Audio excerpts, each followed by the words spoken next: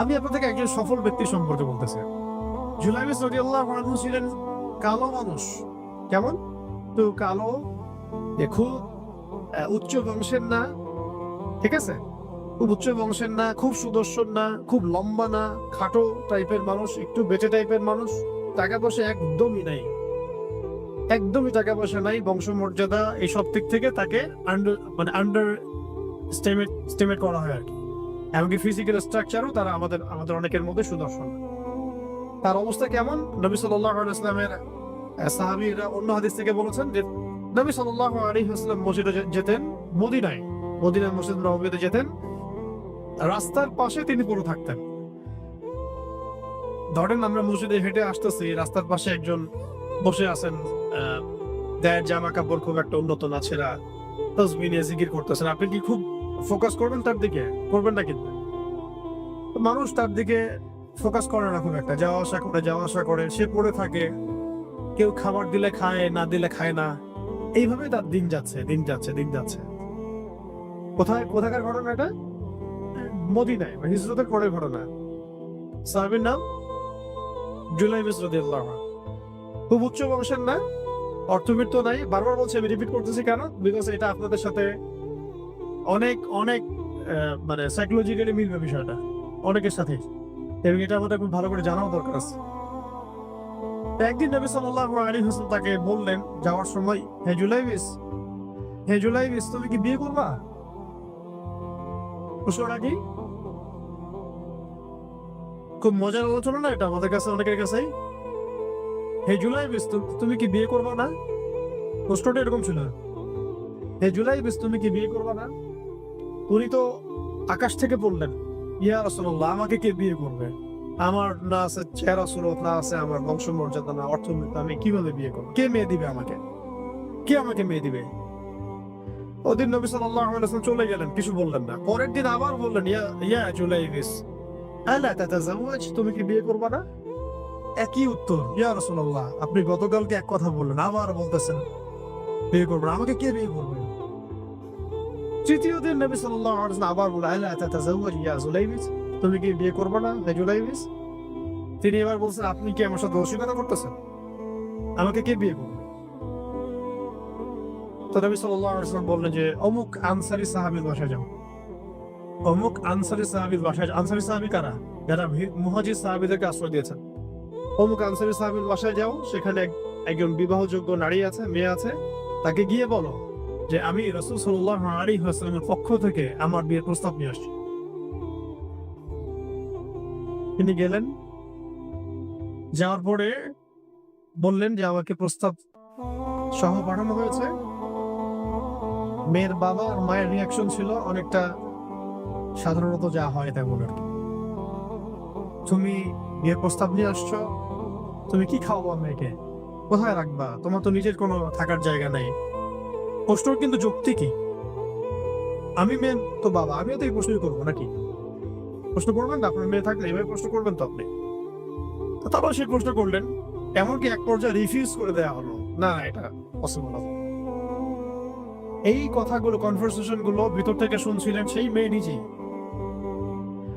নিজেই আনসারী সাহাবী, মদিনার আনসারী মেয়েরা কিন্তু অনেক সুদর্শন তৎকালীন সময়ের কাছে, উচ্চ বংশের সুদর্শন, খুবই এলেম বলা হতেন তারা, হিপস ক্ষমতা খুব থাকতো, খুবই জজবাওয়ালা, মানে জিহাদের মাঠে একদম যুদ্ধ করেছেন তারা, একদম নবী সাল্লাল্লাহু আলাইহি ওয়াসাল্লামের আশেপাশে ছিলেন। উহুদের সময় একজন আনসারী সাহাবী ছিলেন, মহিলা সাহাবী, উম্মে আমারা তীর ছুঁড়েছেন নবী সাল্লাল্লাহু আলাইহি ওয়াসাল্লামের পাশে। তো ওনারা কিন্তু খুবই গায়রতওয়ালা মানুষ। তিনি বলছেন, হে আমার বাবা মা, এই প্রস্তাব কে পাঠিয়েছে? নবী সাল্লাল্লাহু আলাইহি ওয়াসাল্লাম। যে প্রস্তাব রাসূল পাঠিয়েছেন সেটাকে কিভাবে তোমরা ডিনাই করো? আমি জুলাইবিসকে বিয়ে করবো ইনশাআল্লাহ। কে বলছেন এটা? আপনি পুরো সিস্টেম খুঁজে এরকম একটা আনসারী সাহাবীর মতো মেয়ে আমাকে দিতে পারবেন? ইল্লা মাশাআল্লাহ, হইতে পারে ইল্লা মাশাআল্লাহ। তো ওই মেয়ে নারী সাহাবী, তিনি রাজি হলেন। এবার শোনেন, এবার বিয়েও হলো, মাশাআল্লাহ, বাসর হলো, এবং সকালবেলা আওয়াজ হচ্ছে, মদিনার চারপাশে এলান হচ্ছে যে হে মুসলিমরা সবাই বের হও, ইহুদিদের সাথে যুদ্ধে আমাদেরকে খায়বারে যেতে হবে। ইহুদিদের সাথে যুদ্ধে আমাদেরকে খায়বার আক্রমণ করতে হবে। নবী সাল্লাল্লাহু আলাইহি ওয়াসাল্লাম তোমাদেরকে আদেশ করেছেন। এটা কিন্তু হুদাইবিয়া সন্ধির পরের ঘটনা। আর আর ইহুদিদের সাথে আমাদের বেশ কয়েকটা যুদ্ধ হয়েছে, বনু কুরাইজার সাথে, বনু কাইনুকার সাথে, বনু নাজিরের সাথে, এবং ফাইনালি খাইবারে এদের সাথে। তো জুলাইবিস রাদিয়াল্লাহু আনহু বের হয়ে গেলেন যুদ্ধের জন্য, এবং খায়বারে যুদ্ধ হলো, খায়বার অবরোধ করা হলো, এবং খায়বার যুদ্ধের বিশাল হিস্ট্রি আছে, আপনারা পড়ে নিয়েন, লম্বা কথা। খায়বার দুর্গ জয় হয়, এবং এই দুর্গ পুরো জয় করতে, সবগুলো দুর্গ জয় করতে মোট 12 থেকে 16 জন মুসলিম সাহাবী শহীদ হন। 12 থেকে 16 জন বা 18 জনের মতো, এই ফিগার, এই যুগের মতো 12 থেকে 16 বা 18, এতটুকু এত কম সংখ্যক সাহাবী শহীদ হয়েছে খায়বার যুদ্ধ জয়ে। আর ইহুদিদের তো বহু ইহুদি মারা গেছে। এবং খায়বার বিজয়ের পরে মুসলিমদের আর্থসামাজিক যে অবস্থান, মানে টাকা পয়সা, ল্যান্ড, গনিমতের মাল প্রচুর বেড়ে গেছে। এখন নবী করিম সাল্লাল্লাহু আলাইহি ওয়াসাল্লাম শহীদদের লাশ তালাশ করছেন, কোথায় কোথায় শহীদরা আছে, তাদের মানে কবরস্থ করার প্রসেসিং হবে। উহুদ যুদ্ধেও তো হয়েছে না, ওইরকমই প্রত্যেকটা যুদ্ধেই তো এটা হতো। লাশগুলো তালাশ করতে করতে করতে করতে করতে একটা কর্নারে গিয়ে তিনি দেখলেন সেখানে জুলাইবিস রাদিয়াল্লাহু আনহুর লাশ পড়ে আছে। কার? জুলাইবিস রাদিয়াল্লাহু আনহুর লাশ পড়ে আছে, যার ব্যাপারে আমি গল্পটা বলছি আর কি। এবং তার গায়ে অসংখ্য তরবারের দাগ, ক্ষতবিক্ষত অবস্থা, এবং তার আশেপাশে মোট 1 2 3 4 5 6 7 8 9 জন ইহুদির লাশ পড়ে আছে। ছোট সাহাবী, বলেছি আকৃতিতে ছোট, খুব উঁচু বংশের না, অর্থ সম্পদ কম, দেখতে সুন্দর না, গতকাল বিয়ে করেছেন, কেউ তাকে বিয়ে দিতে যাচ্ছিল না। তার এক পাশে কয়জন ইহুদির লাশ, তার পাশে মোট 9 জন ইহুদির লাশ পড়ে আছে, মাঝখানে তার লাশ ক্ষতবিক্ষত অবস্থায়। এই অংশটুকু আপনারা পড়ে নিয়েন, পড়লে আরো ভালো ফিল করবেন, একা একা পড়লে আরো ভালো ফিল করবেন। নবী সাল্লাল্লাহু আলাইহি ওয়াসাল্লাম নিজে তার কাছে গেলেন। হাদিসের মধ্যে আসছে, সিরাতের কিতাবের মধ্যে আসছে, নবী সাল্লাল্লাহু আলাইহি ওয়াসাল্লাম নিজে তার কাছে গেলেন। যাওয়ার পরে তার যে মাথা, সেই মাথার পাশে নবী সাল্লাল্লাহু আলাইহি ওয়াসাল্লাম বসলেন। বসার পরে নিজের হাতে জুলাইবিস রাদিয়াল্লাহু আনহুর চেহারা থেকে এরকম করে ধুলাবালিগুলো সরানো, নবী সাল্লাল্লাহু আলাইহি ওয়াসাল্লাম তার গা থেকে রক্তগুলো আমাদের নবী সাল্লাল্লাহু আলাইহি ওয়াসাল্লাম মুছলেন, আদর করলেন, চুলগুলো ঝাড়লেন। দৃশ্যটা চিন্তা করেন, তার চুলগুলো তিনি ঝাড়তেছেন, চেহারা থেকে রক্তগুলো মুছতেছেন। কে? নবী সাল্লাল্লাহু আলাইহি ওয়াসাল্লাম তার চেহারা ধুলাবালিগুলো মুছতেছেন। নিজের এই পায়ের মধ্যে, উরুর মধ্যে তার মাথাটাকে নিয়ে এসে রাখলেন নবী সাল্লাল্লাহু আলাইহি ওয়াসাল্লাম। রাখার পর এভাবে আদর করতেছেন।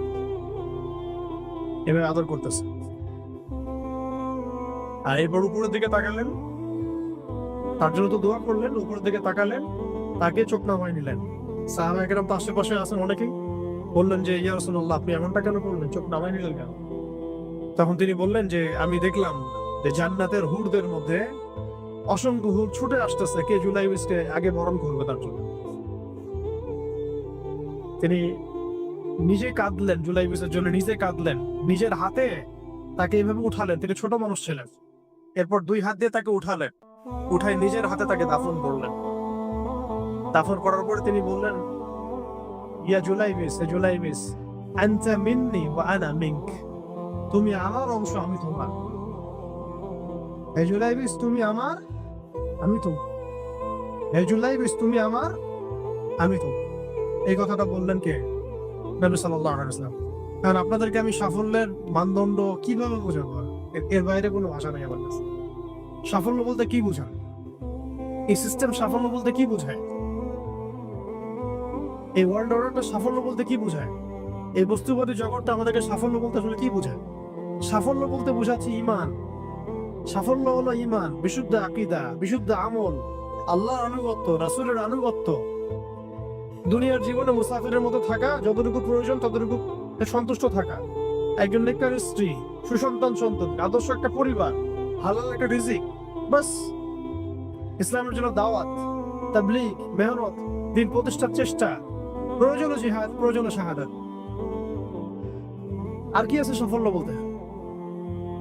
এরকম সাহাবী একজন নাই, কিন্তু এক একজন সাহাবী সম্পর্কে এক একটা করে কথা বলা যাবে। হানজালা রাদিয়াল্লাহু আনহুর নাম শুনছেন? হানজালা রাদিয়াল্লাহু আনহু, তিনিও বিয়ে করেছেন একদিন, তার পরের দিন সকালে উহুদের যুদ্ধে গিয়েছেন। 70টা আঘাত সহ্য করেছেন, বলা হচ্ছে কিতাবের মতো 70-80টা আঘাত তার দেহে ছিল। শহীদ হয়েছেন। উহুদ যুদ্ধে যখন সাহাবীদেরকে দাফন করা হচ্ছে, তখন তিনি নবী সাল্লাল্লাহু আলাইহি ওয়াসাল্লাম দেখলেন হানজালা রাদিয়াল্লাহু আনহুর লাশটা ভেসে আছে, বাতাসে ভেসে আছে, এবং লাশ থেকে পানি ঝরতেছে। সাহাবীরা জিজ্ঞাসা করলেন, ইয়া রাসূলুল্লাহ, এটা কেমন, এটা কিভাবে হচ্ছে? তখন নবীজি বললেন যে হানজালা গত রাতে বিয়ে করেছে, গোসল করার সময় পায় নাই, সে সকালবেলা চলে আসে যুদ্ধের মাঠে, ফেরেশতারা তাকে গোসল দিচ্ছে, এটার পানি পড়ছে, আমরা দেখতে পাচ্ছি। সাফল্যের সংজ্ঞা আসলে কি? আল্লাহ পাক আমাদেরকে আসলে দুনিয়ার হাকিকত বোঝার তৌফিক দান। কিছু কিছু আইডিওলজি আছে যেটা আপনার ভিতর চলে আসলে বাকি সব ঠিক হয়ে যাবে।